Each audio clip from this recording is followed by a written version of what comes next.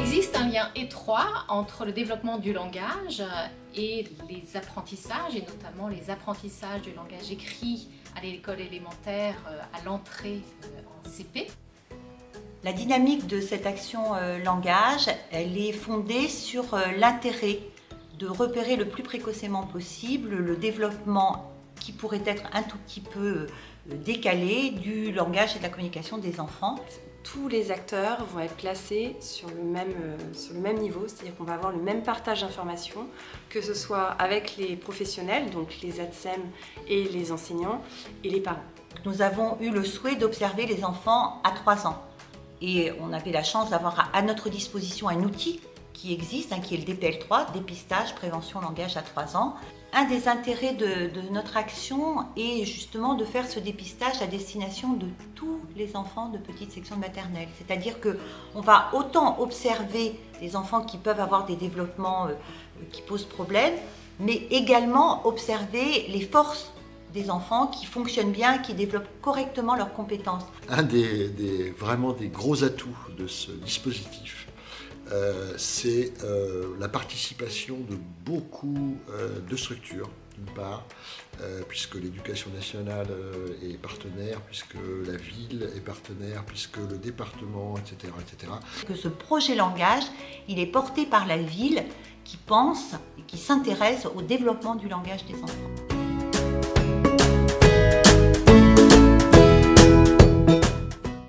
Donc une première journée où ATSEM et enseignants entendent parler du développement du langage et de la communication. Le binôme ATSEM et enseignants en classe est un binôme très fondateur de l'observation des enfants. C'est-à-dire ce que l'un observe, parfois l'autre ne l'a pas observé, ou l'a observé et est renforcé dans son observation. Donc ça c'est très intéressant. Ce qu'on a pu voir aussi, c'était les questionnements des enseignants qui finalement se rendent compte que ça n'est pas forcément le langage produit par l'enfant qui est la chose la plus importante à observer, mais bien d'abord la compréhension, l'intérêt que l'enfant peut avoir à communiquer avec des adultes. Lors de la demi-journée suivante, seuls les enseignants de petite section de maternelle sont conviés et apprennent à utiliser l'outil DPL3. Donc l'outil DPL3, c'est une grille d'observation qui permet la cotation de différents items. Et donc on apprend aux enseignants à avoir une pertinence d'observation qui pourrait être la même quel que soit l'observateur.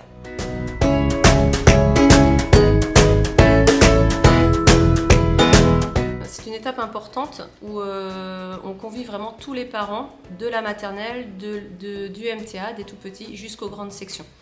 L'idée est de pouvoir replacer les parents au cœur du développement du langage de leur enfant, en leur permettant d'avoir des repères, des idées de repères, mais pas seulement, en leur permettant aussi d'aborder des sujets aussi vastes que le sommeil, la suce, le pouce, les écrans, le silence, l'imagination, bref, un ensemble de sujets qui peuvent les intéresser et les questionner.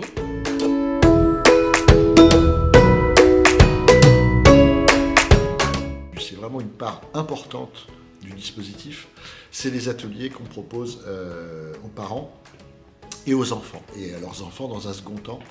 Et c'est ce qui leur permet d'observer que les compétences de leurs enfants, c'est-à-dire les compétences à inventer, à imaginer, à expérimenter, et surtout à jouer, à se faire plaisir, et que ce plaisir soit partagé. Après ainsi, seul au moment où le chasseur est tué, lapin entraîné, me serrait la main. On aborde aussi un petit peu les écrans, naturellement, dans ce genre de situation avec les familles. C'est important de mettre en avant la complicité qui est nécessaire entre les enfants et les parents, c'est-à-dire quand un enfant va avoir une petite réussite, eh bien, il va jeter une petite œillade vers son parent comme ça, et évidemment il faut que le parent soit disponible pour recevoir cette œillade.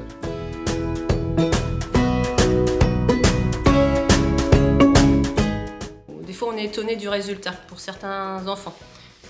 Parce qu'à cet âge-là, on se rend compte qu'ils font beaucoup par imitation Et on se rend compte qu'on pense qu'ils comprennent toutes nos consignes et toutes nos demandes et au final, ils suivent juste les autres copains. Les enseignants vont adresser l'ensemble de ces questionnaires à un orthophoniste et c'est cet orthophoniste qui va permettre la cotation de ces questionnaires et via cette cotation on va pouvoir avoir des classements de ces enfants selon des profils de développement langagier avec 3 types de profils, donc des profils satisfaisants mais également des profils en fragilité qui vont demander une surveillance particulière et on peut être aussi amené à avoir des profils d'enfants qui répondent à un développement qui serait en difficulté et là est adressé aux parents via l'enseignant un courrier pour pouvoir faire un adressage auprès d'un médecin. Mais en général, ils prennent rapidement les rendez-vous et ils font ce qu'il faut pour leurs enfants. L'intervention de soins dans le parcours de santé qui va être proposé va être précoce et donc va arriver, surtout concernant le langage, au moment où la plasticité cérébrale est dans une fenêtre importante.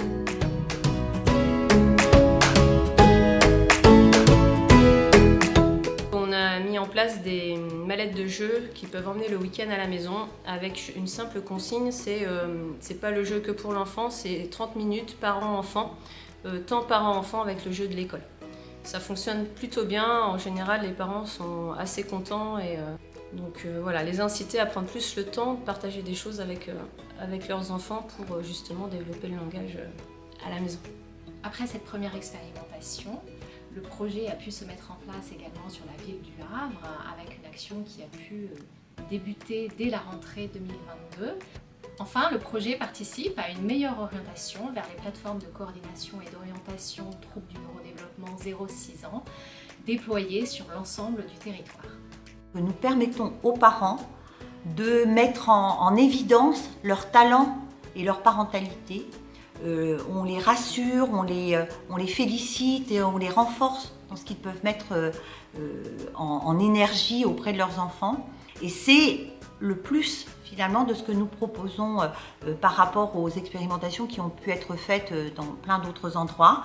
C'est-à-dire que cette action qui permet aux parents d'arriver dans l'école avec ces ateliers, donc parents puis parents-enfants, c'est à notre avis, on va dire la petite cerise sur le gâteau, mais qui a aussi tout son fondement dans la réalité de la présence du parent auprès de ses enfants.